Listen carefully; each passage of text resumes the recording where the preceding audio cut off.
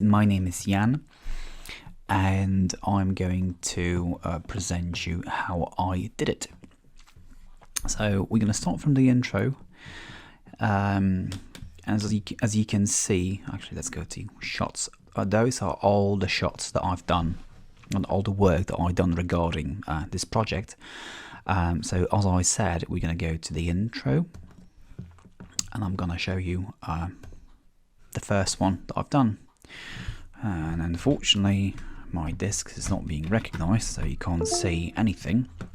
Let's do it again.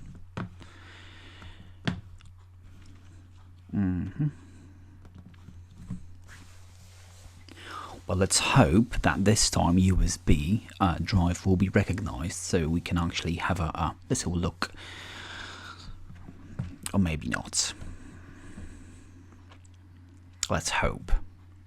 Yay, it happened. Okay, so you can see the cut that's composed out of 3 or 4 different shots. So one of them has about 18 to 20 minutes. So in this file here, what I've done, I've assembled them together and rendered them out.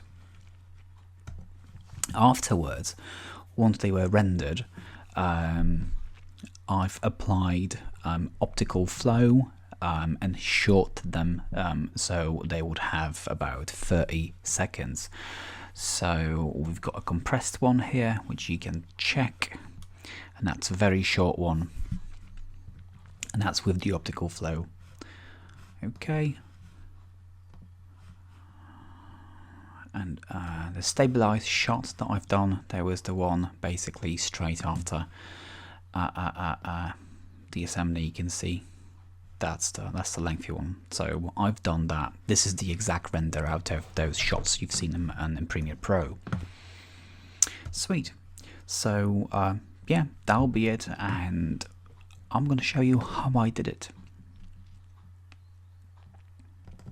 Cool. So since we agreed to do a video on the global warming, I thought it would be great to open with letters melting down. So what I've done, I've bought a cheap cast. Let's pause it for a second. A cheap cast of Amazon. You can see the letters of alphabet, silicone letters. So it was very easy just to freeze some water in them and, you know, put them on a table and wait for them to melt down. I wanted to have a really good shot without spending a lot of money and B, a lot of time, because I can mostly work at night, so there was no way I could do anything else. So this is a little video of the setup. Please excuse the mess, but this was probably 1 or 2 o'clock in the morning. I can't remember now, but there you go, nice and easy. So all I had to do is to set the camera, record the video, and that was it. Unfortunately, because my stand is not the best, you can see a shake that was evened out by optical flow and some frame blending, but you can still tell that's the shot.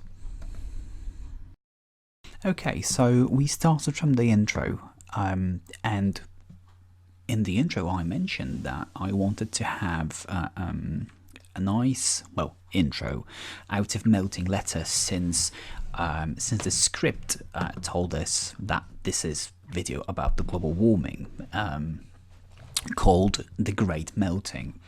So it would be really, really cool to have that shot in the video. So let's actually get out of here. This is a hard drive. I shouldn't be here, actually. Apologies for that. But let me go into my main folder. Okay. So let's go to Farah's folder. I was helping her with some footage and generally with some work. So let's get to the video. So after writing a script and seeing Farah's script, which I actually rejected, she had some good ideas in it, but unfortunately, yeah, it just didn't fit.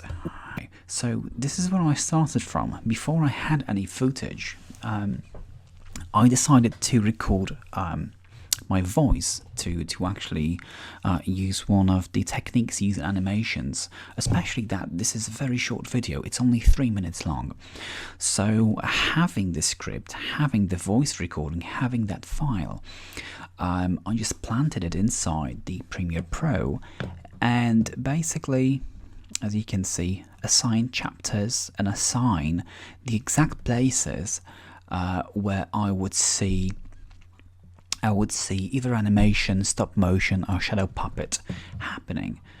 So yeah, it'll be very easy to control because I live in Leeds in UK and Farah lives in Jordan, so we can't really meet and collaborate, you know. So everything had to be done online. So I've done that just to speed up the workflow and to make things very specific. We actually had a conversation over the phone, explaining what we're gonna do, which part belongs to her, which part belongs to me, and there should be a nice indicator. Okay, so that my part belongs here. So this is her part, and that's my here. So I would start from this. So yeah, and that'll be it about the timeline and the script and how I started. So to recap, first of all, there was a script, the screenplay, which we reviewed, we agreed upon things. We had the brainstorm, trying to think out what would be the best effect, what would be the best take for said scene. And then we divided the work. So the first part is hers, second part is mine. And as you can see, everything was marked basically to make it easy to understand where the transitions would be, where scenes or effects or a footage should appear. So it is all planned. Okay, yeah, and it was done based on recording. So I've recorded the voice over and created a timeline with it, and everything was really based upon that, just like in animation in Japan, which I love. So I was basically trying to copy what the best masters are doing. Okie dokie, so we talked about a timeline. Let's go to special effects and let's get them out of the way. So let's start from Antarctica melting, which is here, but basically it's the globe. So you can see the globe from IKEA, and it's a blackboard globe. So I thought it would be a cool idea just to get one, and then maybe have a stop motion of Antarctica melting, because it will be easy to either rub it out, the Antarctica, or just I thought it would be very easy to put some frost from the freezer over it and just record it while it's melting. Unfortunately, it didn't work out very well with the frost, because the frost melted. I don't have the footage here; it's been deleted. But the frost melted, and then the lights that I had were reflecting the water, so it didn't look very well. As you can see, there are no continents here. They were added later. I thought it would be easier to do Antarctica's melting in post-production afterwards, because the original shot did not work, unfortunately. So it was done afterwards, still by hand, on the iPad, but we're going to get to it later. So let's close that. So before I could animate that, I had to go and actually launch Photoshop just to clear all of that. Now I'm not sure that's the right file I have. We're going to find out soon. Okay, no. So what you see here is actually reference for a continent, which I exported into my iPad later on. Let's close that. Oh, maybe if I'm lucky, I'll be able to actually find a Photoshop file showing the process.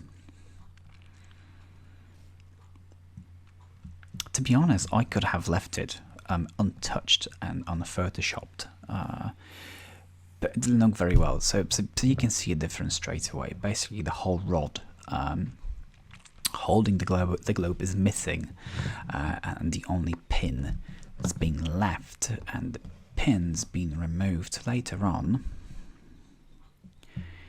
in here. Yeah, practical effects do take so much time, and I thought the stop motion will be much more easy. So it's removed. It's not ideal, and if you look closely into a footage, you still will see a little shift between a patch tool's been used to remove it. So it's okay. It can be barely visible in the video, but if you pay attention, you will see a little shift. Okay, everything's been aligned, so it would be in the same place. So the previous footage that you've seen of a globe reference here, so this has been aligned with the footage of the Blackbird board and then exported onto an iPad. So it's a little screen I took. You can actually see my phone. You can see my pen. So all of that's been drawn frame by frame onto a spinning globe. And this is how footage has been created, 12 frames per second. Software I use, it's called Procreate, and it's a very decent one for what it is. Okay, that's a ready globe. Let me hope that I have the file with the shots, so I can show you what effects and layers are used.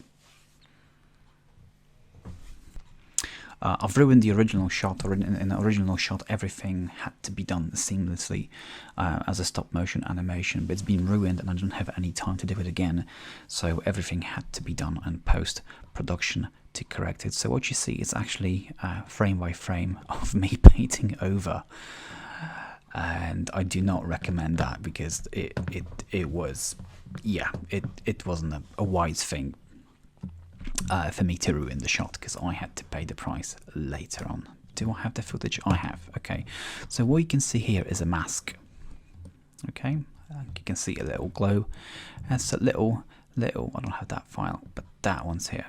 So that has been achieved by basically applying two footages of globes over each other and just applying a blending option.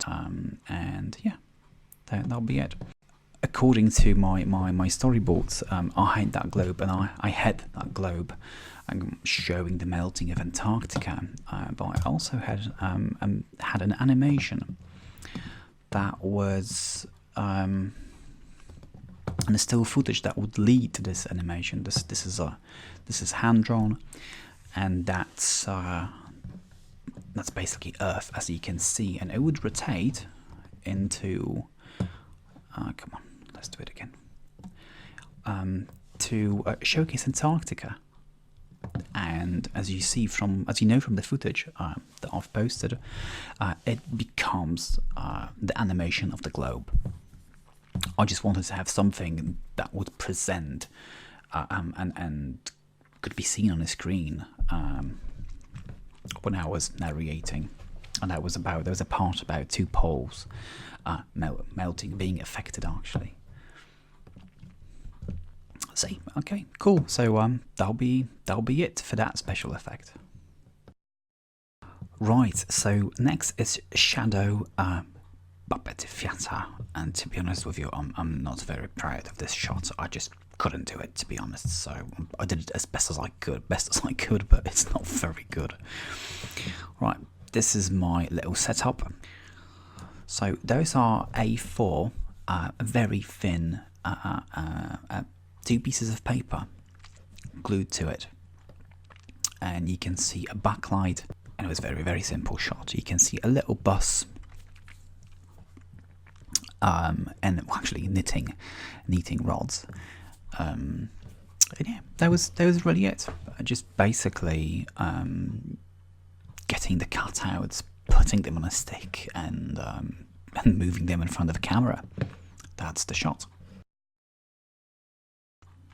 Right, so let's move on to a digital things. So let's start with the iceberg.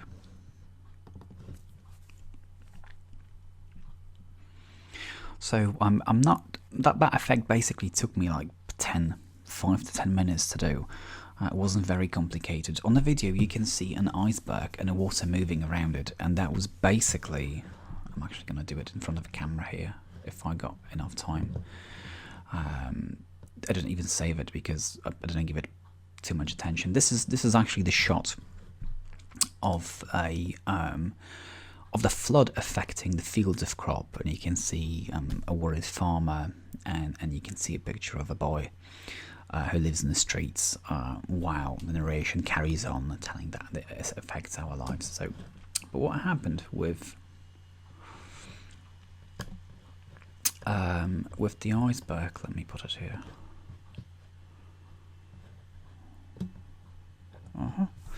Was very, very, very, very, very easy shot. So we're going to duplicate it, get a Bezier tool. So I'm just going to do it very crudely here. So I use that tool and outline the iceberg, all of it. And that was created as a mask, basically. And ta-da, boom, okie dokie. So you can see now I've only got water here. So the effect that we used was just a warp effect. Let's increase that. There you go. That's it. As you can see, it all works nice. The camera has been added, and the illusion of movement and panning has been created. Okay, that's it for the iceberg. I have seen this effect done on National Geographic and decided to recreate it. Originally, it was supposed to be done with analog methods, but there was no time, unfortunately. So I've decided to do it digitally. Considering that I already had stop motion graphics, this was supposed to be stop motion originally, basically Terry Gilliam like cutout animation, which is one of my favorites. So there you go. The camera's been added, so there's a little movement. If you look at those molecules, they were originally done in Illustrator. There you go. And then ported into After Effects. And that's really all. Audio has been used as a reference. Thankfully, Premiere Pro works quite well with Adobe After Effects, so it was very easy to plant it. I'm not using any specific filters here to achieve the effect of atmosphere, a sort of warming up. It's basically a little glow effect on the cutout of the original image, which I might have referenced for glow. There we go. Yeah. So that part of Earth has been photoshopped, and then glow effects been applied to it. just by the means of one of the effects of glow and shadow, and the rest of the earth changing colors comes out from applying color balance and color correction effects available from the menu. I forgot about one effect, that's the cyclone. So that's not a GIF. It looks like a GIF, but it's not a GIF. It's been done in After Effects. So I do not have the file, unfortunately, because it was just too easy to do. But what I've done with it, there are two images, one on top of the other, and the top one spins, is being warped. So you got a twister warp applied to it with additional mesh warp into the eye of the cyclone, and everything's been scaled up to mask everything that is underneath. So there you go, that's it.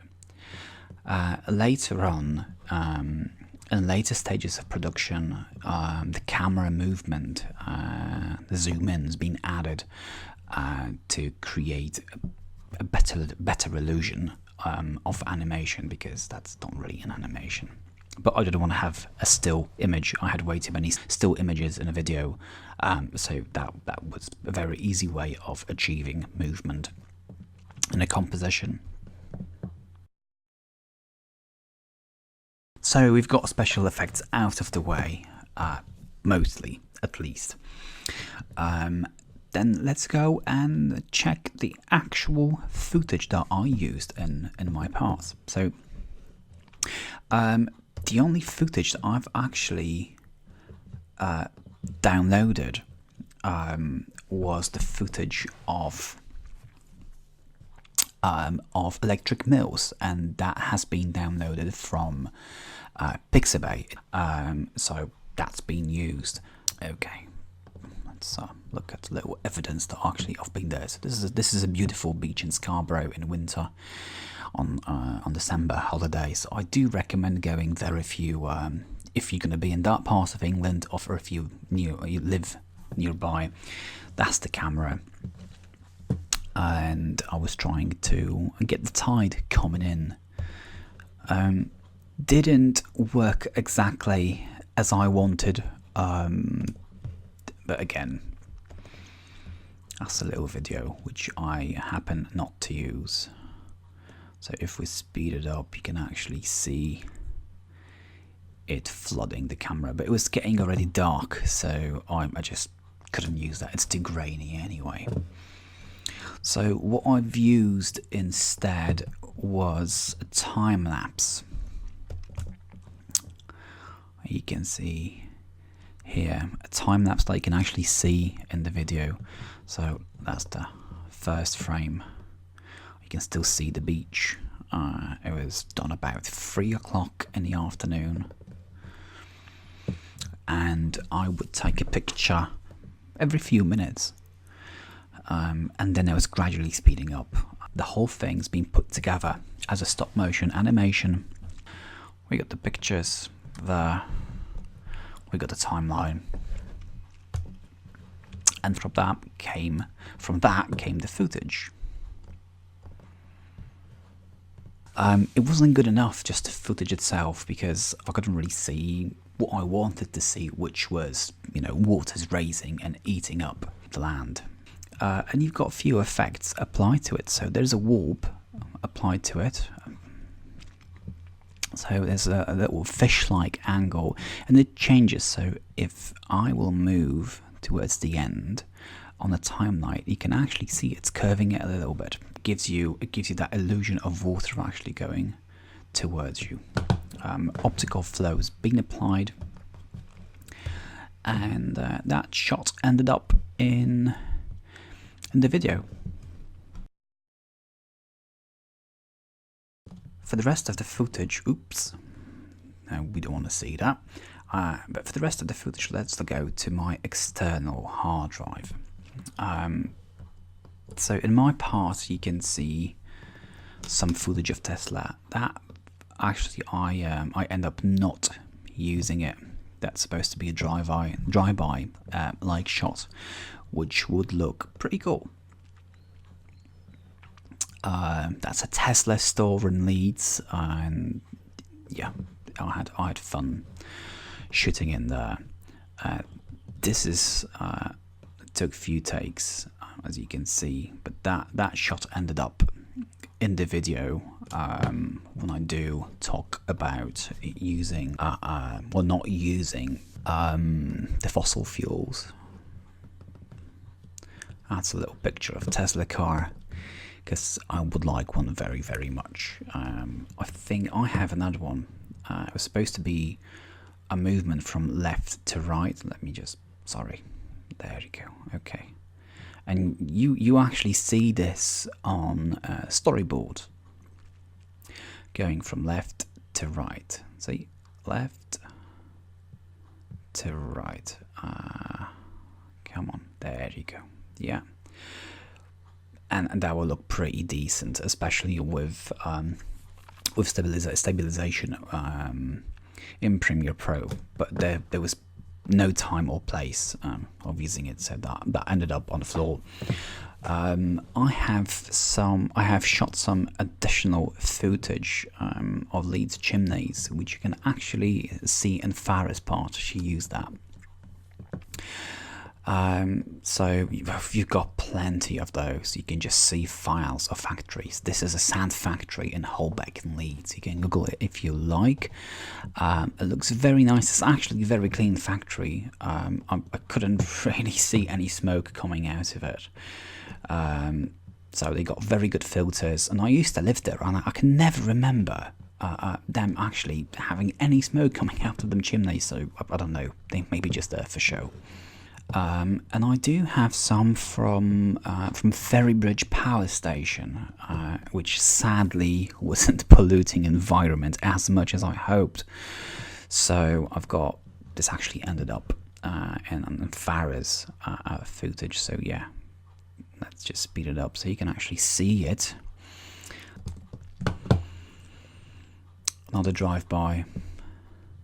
Now, mind you, I wasn't driving; it was a taxi driver. So everybody is still alive. Let me go to the shot that I used in the video and trailers.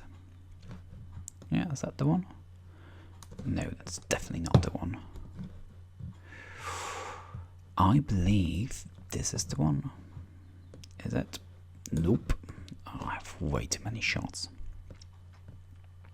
Ah, I think that's the one. Yeah, so that's pretty nice. As I said, no smoke coming out of chimneys, so it was literally ruining my shop.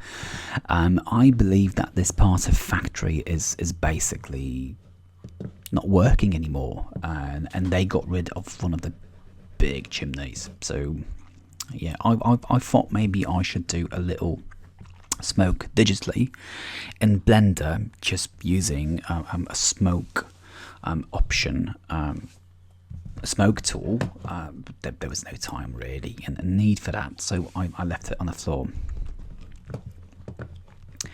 That scene ended up in Farah's footage, and the only chimney that worked was in the part of a Ferrybridge Power Station that actually used environmental friendly biofuels, but still I managed to get a smoke, and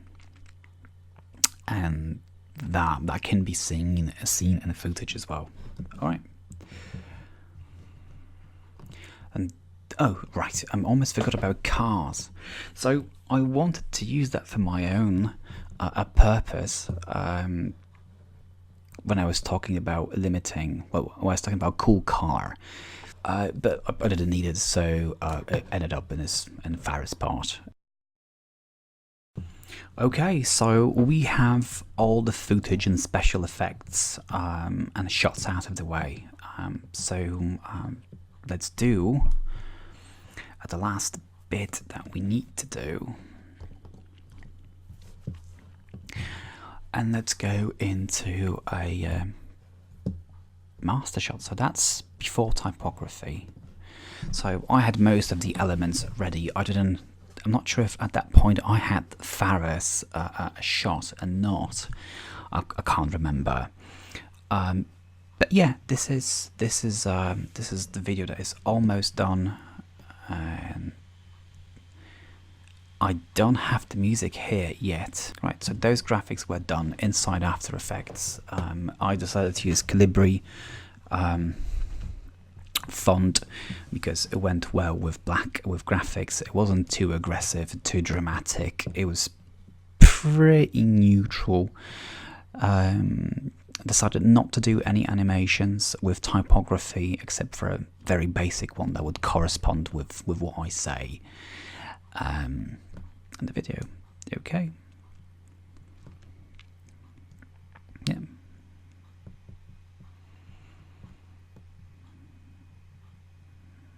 All of that being done in After Effects.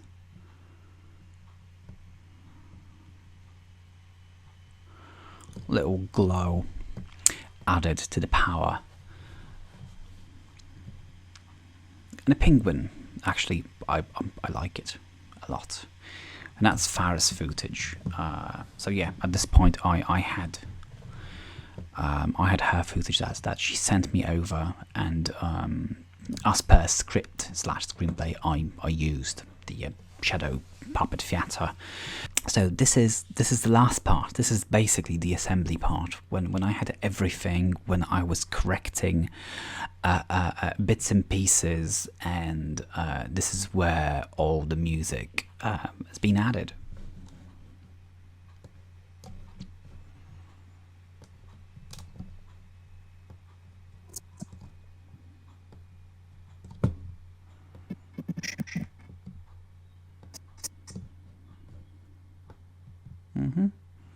Sweet. So this is where the logo has been added. All the music, as you can see here, has been chosen by us, and it's been downloaded from YouTube. So because Farah did not have access to Premiere Pro, I just didn't want her to use iMovie for that. So I've did, you can call it a master shot.